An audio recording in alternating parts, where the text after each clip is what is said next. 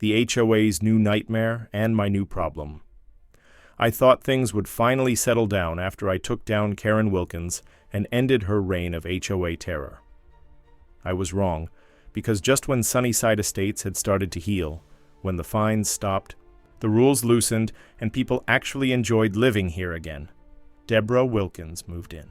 Yes, Wilkins, Karen's younger sister. And she wasn't here to blend in, she was here to finish what her sister started. The trouble starts. Immediately, I should have known the moment I saw her. Deborah arrived in Sunnyside Estates like she owned the place, stepping out of a shiny black SUV, her heels clicking against the pavement, oversized sunglasses perched on her nose. She was Karen 2.0, same blonde bob, same power suit, same air of superiority, and within days she made her presence known, not by introducing herself, not by saying hello, but by reporting half the neighborhood for HOA violations. Trash bins placed 2 inches too far from the curb? Reported. A kid's bicycle left out on a lawn for longer than 10 minutes? Reported. Someone's grass grew half an inch too tall? Reported. She wasn't even on the HOA board, but that didn't stop her from acting like she ran the place. And the worst part? She made sure everyone knew exactly who she was. You might remember my sister Karen, she would say, her voice dripping with fake politeness. She cared deeply about this community. Translation? I'm here to bring back the dictatorship. The neighbors start, panicking. Within a week, my phone wouldn't stop buzzing. Michael, did you hear? Some new woman is reporting everyone to the HOA. She got Mrs. Rodriguez fined for having wind chimes. She told Mr. Chen he needs to repaint his mailbox because it's fading. It's barely a year old. I sighed, rubbing my temples. Here we go again. I had spent months tearing down Karen's corrupt rule, exposing her for the fraud she was. Now her sister had moved in, ready to pick up right where she left off. But here's the thing. I wasn't the same guy I was when I first moved in. Back then, I had no idea what I was dealing with. I was just another homeowner trying to mind my own business. Now I knew exactly how this game was played, and if Deborah wanted a war, she was about to find out she was fighting the wrong person. She tried to cut down my tree. Big mistake. I had dealt with Karen Wilkins. I had won that war. I thought I'd get some peace. Then her sister moved in, and suddenly, Sunnyside Estates had a new problem. Deborah Wilkins wasn't just following in Karen's footsteps, she was trying to outdo her. She had been here for barely a week, and she had already reported half the neighborhood for made-up HOA violations. But then she made her biggest mistake yet. She came after my tree. The April morning I'll never forget. I woke up early that day. It was a nice April morning, the kind where you actually want to sit on your porch, drink your coffee, and enjoy your own damn property. But the moment I stepped outside, I knew something was wrong, because standing in my yard, directing 2 landscapers with chainsaws, was Deborah Wilkins. And they were about to cut down my 50-year-old oak tree. I blinked, thinking maybe I was still half asleep. Nope. Deborah Wilkins was actually trying to cut down my tree, and she was smiling about it. The confrontation, I marched across the lawn, coffee forgotten, blood boiling. What the hell do you think you're doing? Deborah turned, her smug expression barely flickering. Oh, good morning, Michael, she chirped like we were old friends. Just taking care of a little HOA violation. No need to thank me. I stared at her. You're cutting down my tree, she sighed, placing a manicured hand over her heart. I understand this is difficult for you, but the HOA regulations are very clear. Trees over a certain height must be removed if they pose a risk to property. I folded my arms. Oh, really? And what regulation would that be? She smiled wider. Section 14B, Tree Maintenance and Hazard Prevention. I pulled out my phone, opened the HOA handbook, and scrolled straight to Section 14B. I read it. Twice. Then I looked up at her, barely containing my laughter. You mean the section that explicitly states only the homeowner has the right to remove trees unless they pose an immediate safety hazard? Her eye twitched. That's A loose interpretation. I turned to the landscapers, two guys who clearly wanted no part of this. Do either of you have a written removal order from the HOA? They shook their heads. Did she show you a permit? Another shake of the head. Then get your equipment off my property, I said, voice low, firm, final. The guys didn't even hesitate. They packed up their chainsaws and bolted. Deborah, however, wasn't done. Her last pathetic attempt, she huffed, clearly irritated. Michael, you're making this very difficult. I took a slow step toward her. Deborah, if you ever step foot on my property again without my permission, I will have you arrested for trespassing. She opened her mouth, closed it, opened it again. Then she stomped back to her SUV and drove off without another word. The aftermath, I stood there for a moment, watching her disappear down the street, then looked up at my oak tree, still standing, still strong. I pulled out my phone, sent a quick email to the new HOA board, and CC'd every neighbor on my street. Subject line: Unauthorized attempted tree removal by Deborah Wilkins. Deborah thought she could walk into this neighborhood and start throwing her weight around. She thought she could bully her way into power, but she was about to learn something her sister learned the hard way. I don't lose. She broke the law. Now it was my turn. Deborah Wilkins had crossed the line. She thought she could bully this neighborhood into submission just like her sister did. She thought she could trespass on my property and cut down my tree without permission. She thought she could walk away without consequences. She was about to learn just how wrong she was. Calling in the law the moment Deborah sped off in her SUV, I pulled out my phone and did what any sane homeowner would do. I called the police. 15 minutes later, a patrol car pulled up and 2 officers stepped out. I explained everything. How I caught Deborah trespassing, how she hired landscapers to remove my tree without any permits, how she lied about HOA rules to justify it. The officers listened carefully, took down my statement, then nodded. One of them, Officer Grant, sighed. Yeah, that's textbook trespassing and property damage, if she'd actually cut the tree down. I folded my arms. And if she tries again? His partner, Officer Ruiz, smirked. Then you press full charges and we haul her in for real. I liked that answer. I nodded. Got it. Bringing in the big guns after the police left, I wasn't done. I knew Deborah wasn't going to stop. She was too much like Karen, power-hungry, entitled, and too stupid to realize she was already losing. So I made my next call to my lawyer. I had already dealt with Karen's nonsense, so I had a legal team ready. I told them everything. The attempted tree removal, the trespassing, the fake HOA violation she tried to use. They loved it. This is an open and shut case, my lawyer said, practically giddy at the thought of burying Deborah in legal trouble. We'll draft a cease and desist letter immediately.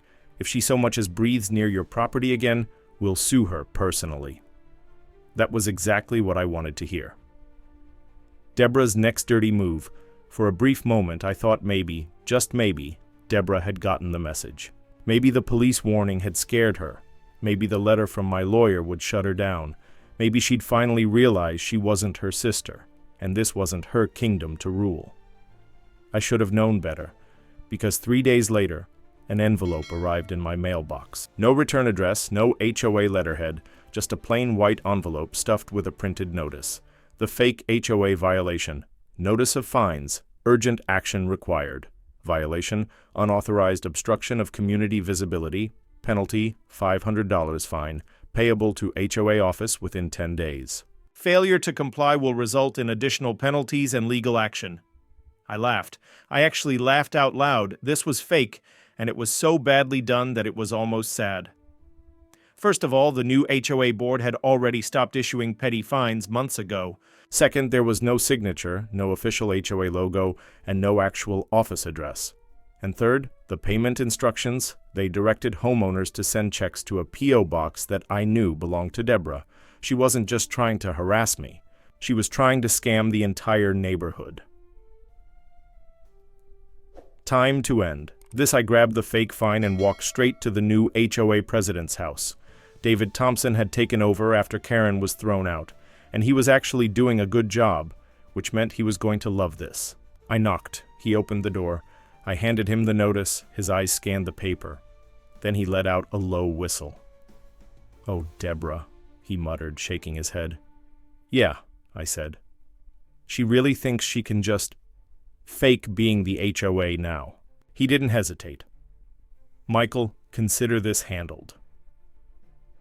The final play begins by, the next morning David had sent an official HOA-wide email exposing Deborah's fake violation scam, but I wasn't done yet. I still had the cease and desist order from my lawyer. And after this, it was time to escalate. Deborah thought she could use the HOA as a weapon. She thought she could scare people into submission. She had no idea what was coming next. Deborah's biggest lie, exposed. Deborah Wilkins thought she was untouchable. She thought she could fake HOA fines, trespass on my property, and bully the neighborhood into submission just like her sister did. She thought no one would question her authority. She was wrong, because I did. And what I uncovered, it was worse than I expected. The HOA president that never was after finding Deborah's fake violation notice, I'd already gone to David Thompson, the real HOA president. His reaction? Absolute disbelief. "She's been handing these out?" he asked, shaking his head as he held up the paper. "Oh yeah," I said. "And from what I hear, some of the older residents were actually paying her." His expression hardened. "This ends now." That's when I asked the question that would change everything. "When did she even get elected to the board?" David frowned. "She didn't," I blinked. "Wait, what?" "She's not on the board," David repeated. "She never ran. She never got elected. She has zero authority in the HOA." I stared at him for a second, letting that sink in. "So she's been pretending to be in charge this whole time?" David nodded slowly. "Oh, Deborah," I muttered. "You just screwed yourself. The neighborhood learns the truth." By the time I got home, I was on a mission. I sent out a group text to the neighbors who had already been dealing with Deborah's nonsense. Me. "Hey everyone, just confirmed with David. Deborah was never on the HOA board. She's been faking it." Responses came flooding in, Mrs. Rodriguez. "Wait, what? She fined me $100 for my porch light." Mr. Chen. "She made me repaint my mailbox." Mrs. Johnson. "I gave her money for a fine last week. Can I get it back?" The neighborhood was furious, but I wasn't done yet. David promised to handle the situation officially, but I wanted to make sure everyone knew. So I did something a little extra. The public exposure. The next morning, I printed dozens of flyers with a simple message. "Attention. Deborah Wilkins is not in the HOA. She was never elected to the board. She has no authority to issue fines. If she demands money, report her immediately. If you paid her, contact the real HOA for assistance." I walked door to door, taping them up. Mailboxes, street signs, the community bulletin board. By noon, every single resident in Sunnyside Estates knew the truth, and Deborah, she had nowhere left to hide. Karma hits like a fallen tree. After weeks of scamming, trespassing, and trying to bully the neighborhood, Deborah Wilkins was finally exposed. Everyone knew the truth. She had never been elected to the HOA board. She had no power, no authority. And now, she had no roof either, because when karma came for Deborah, it didn't come quietly. It came crashing down, literally. The storm that changed everything.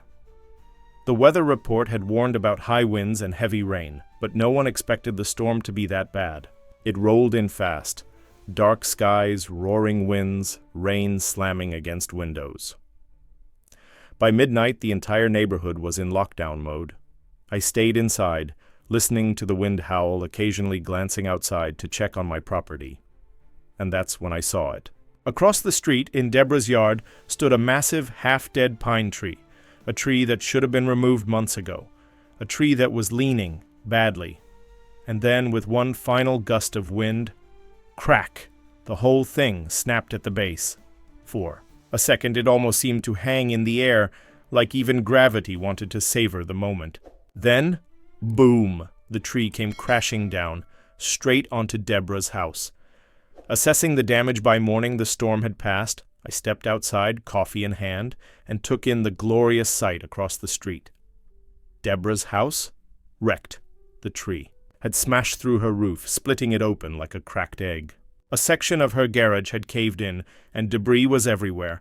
Neighbors started coming out of their houses, some shaking their heads, some whispering, and then, right on cue, Deborah stormed outside. Her hair was a mess, her robe half-tied, her face a picture of absolute fury. Her attempt to blame me, she spotted me immediately. And of course, instead of dealing with the reality of her situation, she did what Deborah always did. She made it my fault. "You!" she screeched, marching across the street. "This is your doing!"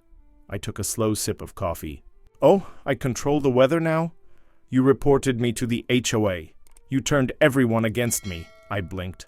"And that made your tree fall?" She ignored me, pointing a manicured finger at the destruction. "This is a direct result of the neighborhood's negligence." I raised an eyebrow. "Your tree, your yard, your responsibility." She opened her mouth to argue, but before she could, David Thompson, the real HOA president, walked up, and he was holding a folder. "Actually, Deborah," he said, flipping through papers, "you were given a tree removal notice 3 months ago. You ignored it." Her face went pale. "According to our records," he continued, "you were repeatedly warned that your tree was dead and could be a hazard. You refused to comply." I smirked. "That's funny. I seem to remember you trying to remove my tree for a fake violation." The irony was delicious. Deborah Wilkins had spent weeks trying to enforce rules she completely ignored herself, and now she was paying the price. The aftermath: by the end of the day, an insurance adjuster showed up.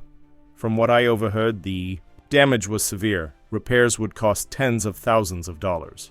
And because the HOA had documented proof that she had been warned about the tree, insurance wasn't going to cover it. She was on her own. I stood on my porch watching as she paced back and forth, furious, helpless, defeated. For the first time since she moved in, she had nothing. No power, no control, and no one left to blame. Karma, it seemed, had one hell of a sense of humor. She blamed me, but had nothing to prove it. Deborah Wilkins was spiraling, her fake HOA scam exposed, her stolen fines uncovered, her own negligence brought her house crashing down, literally. And now she was desperate, because when everything else failed, she did what all Wilkins women seemed to do best. She tried to make me the villain. The public accusation, it started the morning after the storm. By then, the whole neighborhood knew. Deborah's tree had collapsed, her roof was destroyed, and she was on the hook for the damages. And rather than own up to her mistakes, she did what Karen used to do. She went on the attack. "I was outside chatting with Mr. Chen when I heard it. This is all Michael's fault." I turned. Deborah stood on her half-destroyed porch, her robe still loosely tied, face red with fury. I sighed. "Here we go." She pointed at me like she was declaring war. "You reported my tree to the county. You told them to mark it as hazardous. You did this on purpose." The accusation hung in the air. Several neighbors stopped what they were doing, turning to watch. I folded my arms. "You got proof of that?" Her nostrils flared. "I know it was you. Who else would do it?" I shrugged. "I don't know, Deborah. Maybe the actual HOA? The same HOA that sent you multiple warnings? The same HOA you tried to pretend you ran?" A few neighbors snickered. Deborah's eyes darted around, realizing she was losing control of the narrative. So she did what every liar does when they have no proof. She doubled down. The fake evidence attempt. "I heard you telling people about it," she continued, voice rising. "I know you were spreading rumors about my tree." I let out a sharp laugh. "Spreading rumors? Deborah, your tree was leaning like the Tower of Pisa. It was a storm away from collapsing, and literally everyone knew it." Mrs. Rodriguez, who had been listening from her porch, chimed in. "Deborah," she called, arms crossed, "I personally saw the HOA leave you a warning letter about that tree weeks ago. And you threw it in the trash." Deborah froze. She hadn't expected backup. She hadn't expected people to call her out. But the best part? I had never reported her tree to anyone. And she knew it. The final blow. David Thompson, the real HOA president, walked up to the scene, his arms filled with files. "Deborah, he said, flipping through some paperwork. "We have multiple records of tree safety notices sent to you, all before Michael even knew who you were." He held up an official city notice. "This is from the county, marked 2 months ago. The inspector flagged your tree as a hazard because it was completely dead." He handed her the stamped report. Deborah's face turned ghost white. She opened her mouth, then snapped it shut. Because that was it. She had no defense. She had no case. She had no one left to blame but herself. The aftermath, by the time she finally stomped back into her wrecked house, the damage was already done.